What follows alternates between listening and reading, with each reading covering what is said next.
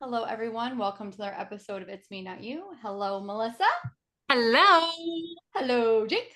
Howdy, partner. So happy that Jake is not from the South.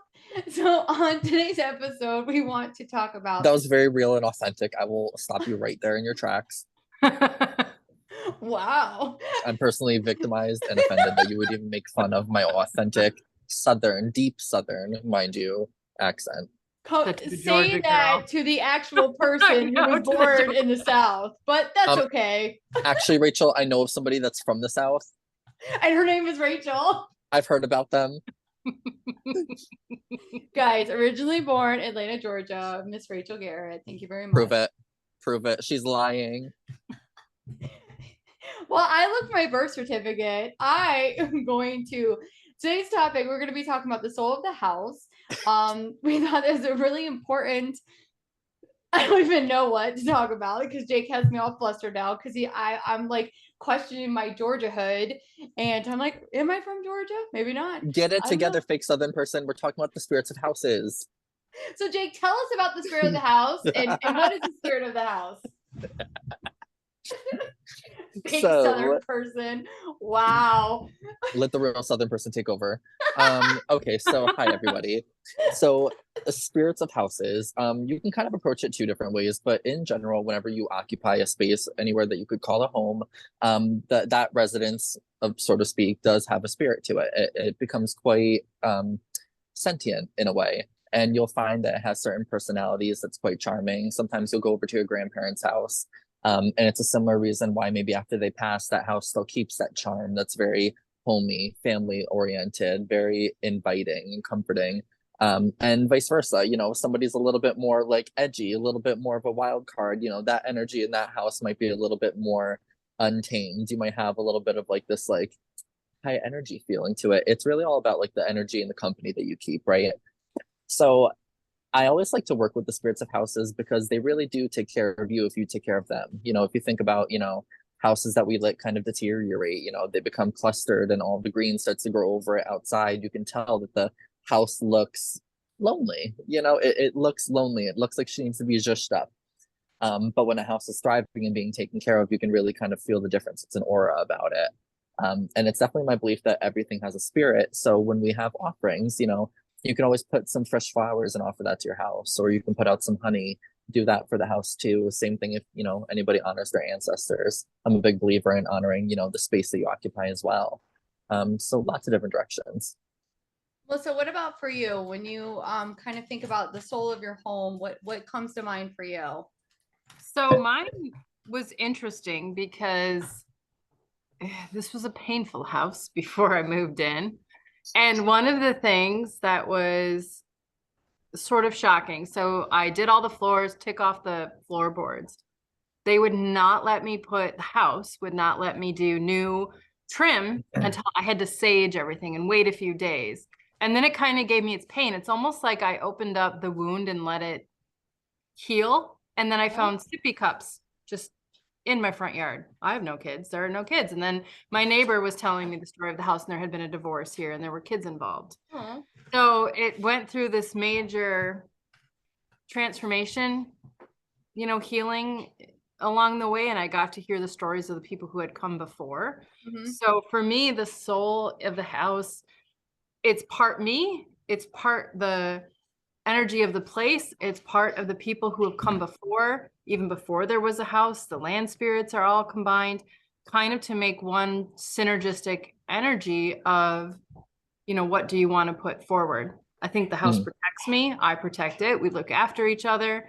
You can tell what my mood is by how the house looks. That's a good point, actually. Very good point. If I'm unorganized, I feel chaotic inside. And even for a while, the house was kind of crying in its own way. So mine needed a lot of love and a lot of work. I think it's interesting about the soul of the house. Like I've probably this is probably the longest I've ever lived in a house. I moved around a lot when I was a child, and we had a lot of upheaval, and the energies felt very chaotic and very crazy. And when I was younger, I didn't really understand what that was. I do now. And I wish when I was younger I understood it, because I think I could have managed it better, but it always felt like we're in turmoil.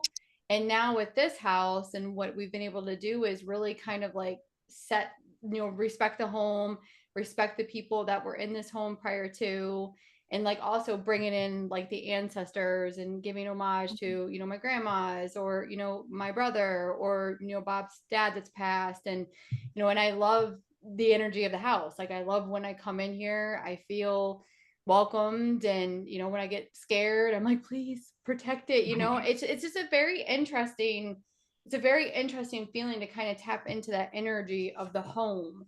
And I think we forget that. Even when people I'm sorry, are, Melissa, I'm going to cut you off real quick, and I'm going to show this to Mr. Jake. You see, this is my birth, my passport, and it says I was born in Georgia. Thank you very much. Okay, well, you didn't invent forging documents, Rachel. Sounds like something a fake Southern person would do. Wow. So after this episode, I'm going to drive to wherever Jake is, and I might punch him in his face, but that's okay. Go ahead, Melissa.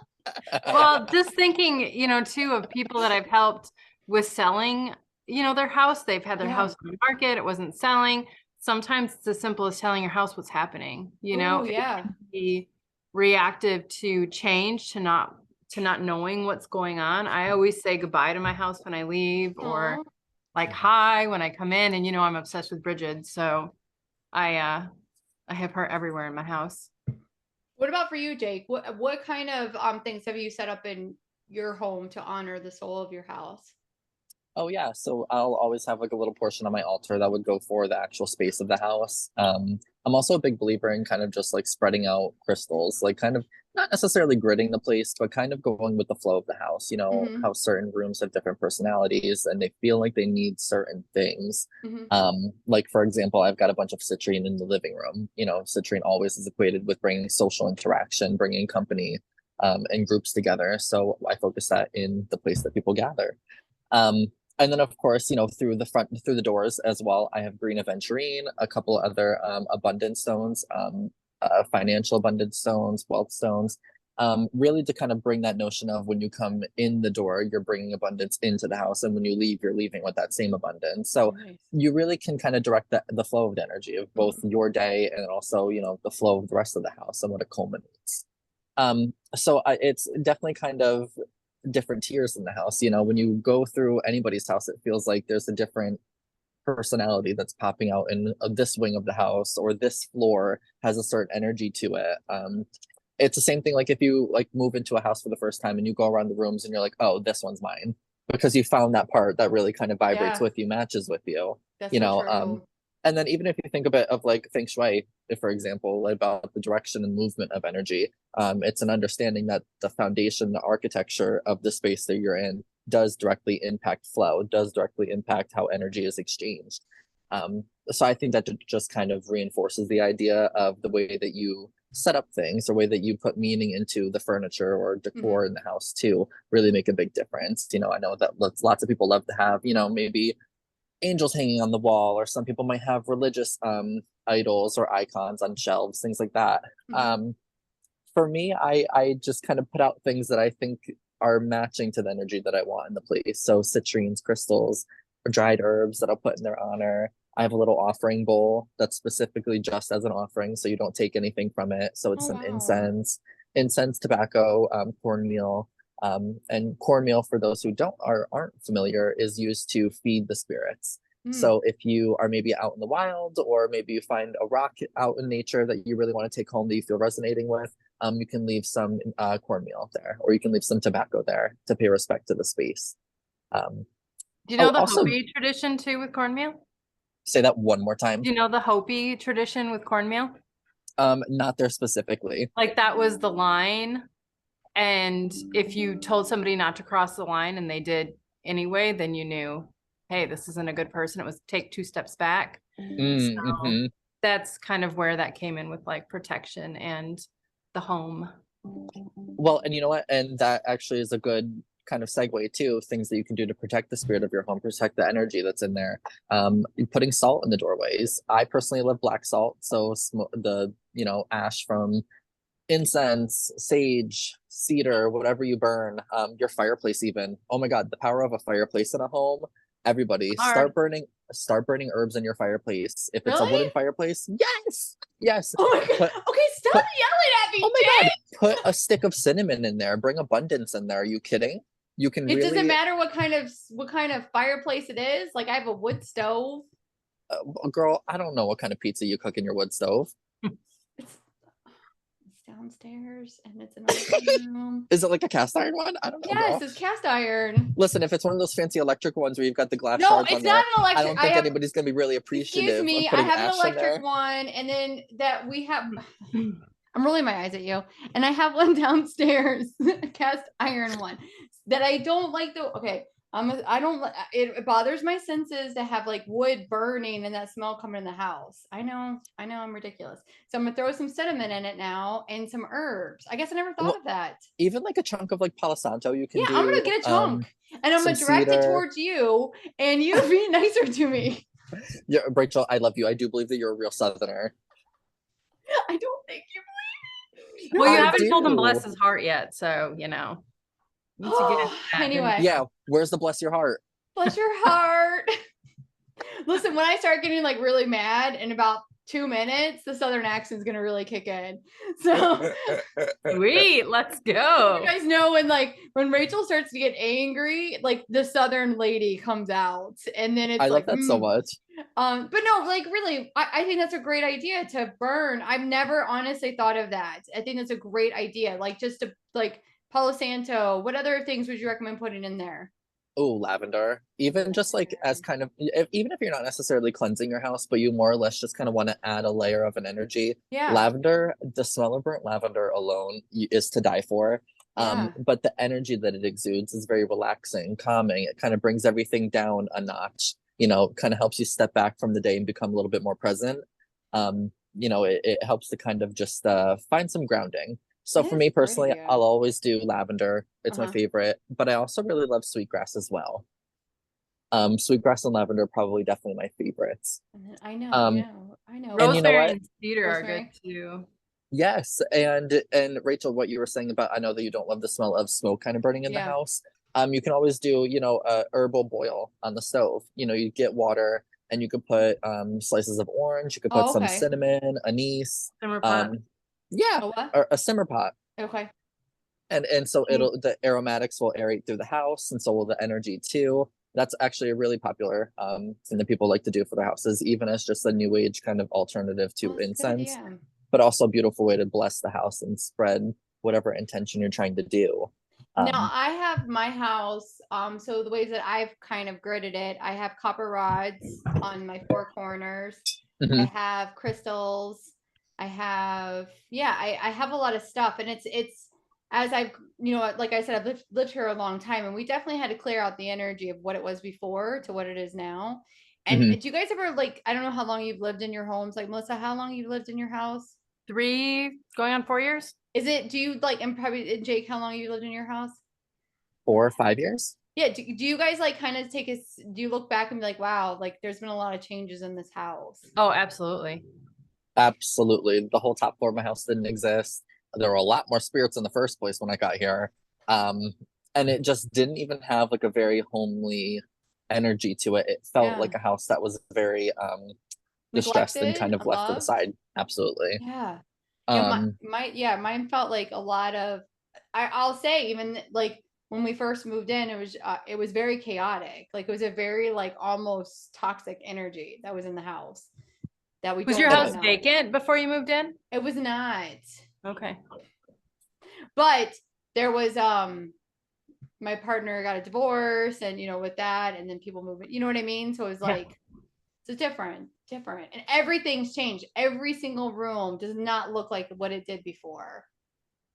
it really makes a very like big difference. I mean, just like a fun little like tidbit for kind of some of the work that I do, like when I do investigations for houses or places, for people. For me, I kind of tap into the house, and it's almost like you're pressing an intercom button to everything that's on the land, everything that's made up of the place, and you get to kind of do a little Q&A or just kind of dip your finger in and get a sense of an understanding what's happening here, what's the history been like, what does this place need, Yeah. what spirits are here that don't necessarily belong.